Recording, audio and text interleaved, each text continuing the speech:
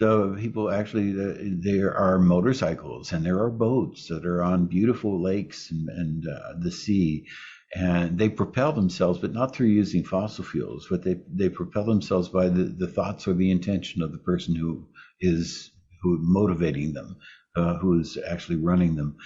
And so all of these things that we love, everything that we love on Earth is available to us, and then we can enjoy it to the extent that we want to, and we're not required to have anything there. And so then the next life then is going to be a life of recreation, of time of renewal, of learning, of growing spiritually, and of loving everyone who's around us. All people love one another there. And my mother-in-law, who was a child of the Depression, there must be stores because she said you can buy whatever you want, but you don't need money. And I thought what a wonderful thing for her because she, as I say, was a child of the Depression. So that would have really inspired her, that she thought that would be just the best thing. You didn't have to buy, you have to use money to buy things. Yeah. There's no So bartering through money. There's no bartering with money. And if you want to have someone come in and redecorate your house, it then just all you have to do is ask them to do it. They do it out of love for you. And so isn't they'll just come in and do the work for you, and they're enjoying it. It is a loving act. Then they enjoy it equally with the person who's receiving it. So everything that's done is done out of love, out of a wish to serve other people. And the interesting thing is that these things like construction because houses are constructed there, things like construction can happen either through the intention of the person, or they can come through the labor of actually making things happen. There's one man who was a bricklayer, and he is in the life after this life, and he wanted to continue bricklaying. He just loved bricklaying. And so then he would help to construct houses there made out of bricks.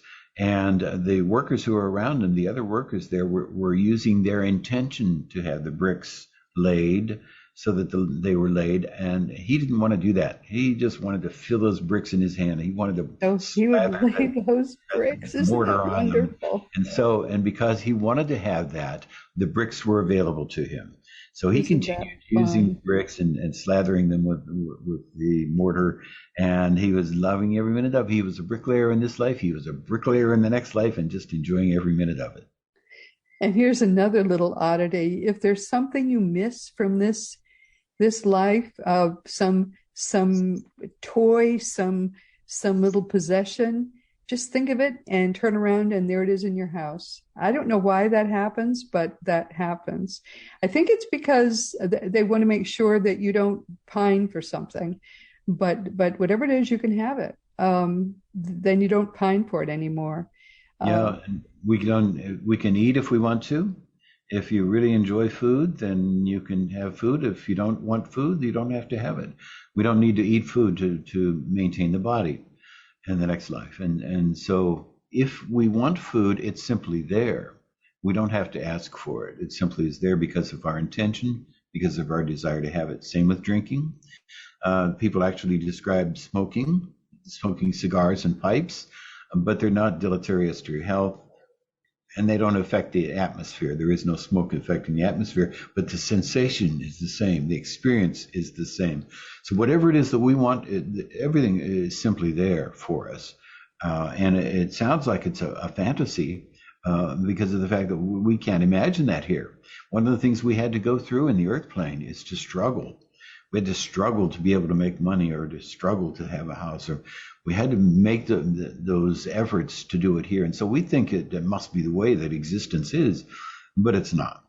And so then when we come into the life after this life, what we want, what we need, what we desire is simply there. It's simply given to us. Craig, we're coming to the end of our time.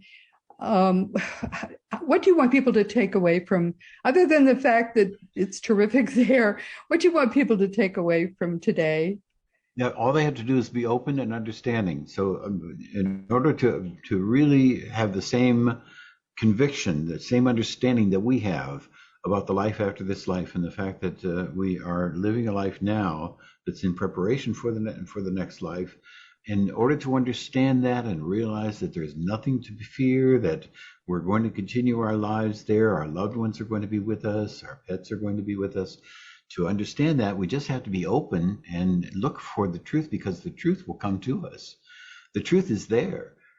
We can't mistake it. And so if we're open and you keep looking and you keep listening and you keep studying, then you will eventually come to the truth, and you will have the same strong convictions that we have after our knowledge that we have gained through the years of what life is like in the life after this life, and that we are destined to be there. And it's so much fun. I mean, knowing the truth before you ever get there is the most fun you can imagine. It turns everything into fun. Well, as you can see, you and I, whenever we get together, oh my heavens, it's so much fun.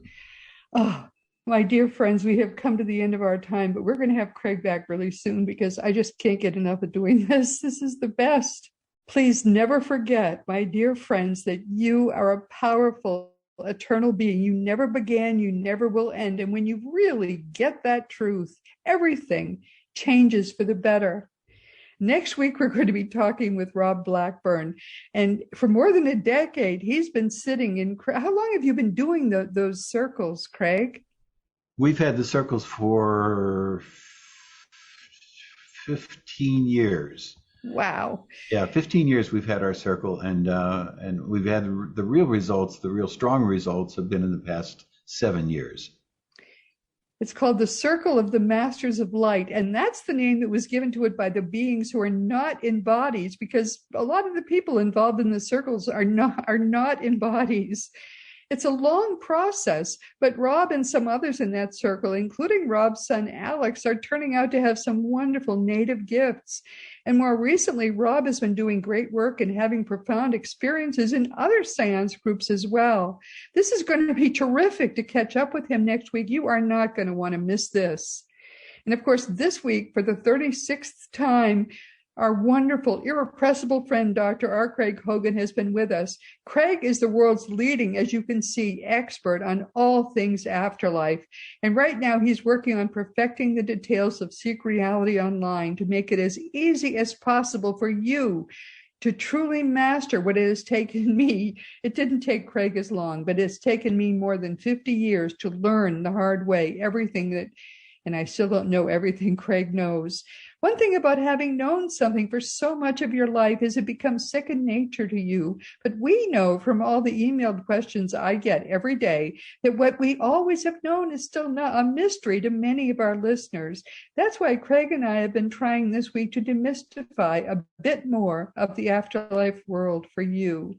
The world we enter when we leave this one is easily as wonderful, more wonderful than this world is. And it's just as solid. It's even more real. So you have a lot of happiness to look forward to, my dear friends, and so much joy. And of course, it's time now to mention once again that Seek Reality Online is your one-stop resource for all things afterlife. Just go to seekreality.com and start to learn for yourself what really is going on. That's seekreality.com. And learn the fact that you really are eternal. It's impossible for you ever to die. The Afterlife Research and Education Institute is Seek Reality Online's great nonprofit cousin. And we have a lot of fun doing this. I think that's the best part of it. It turns everything about being alive from a tragedy, which it often is, into a comedy, no matter what. And if you want to talk about anything at all, just go to robertagrimes.com and contact me through the green contact block. And meanwhile, this has been Seek Reality with Roberta Grimes. Just please enjoy, please make the most of this coming week in our one reality, knowing that you are a powerful eternal being, and you in particular in all the universe. You are infinitely loved. You've been listening to Seek Reality with Roberta Grimes. Roberta blogs and answers questions at robertagrimes.com. Join us every week as we explore what the afterlife evidence and modern science combine to tell us is true about the one reality we all share. Knowing the truth changes everything.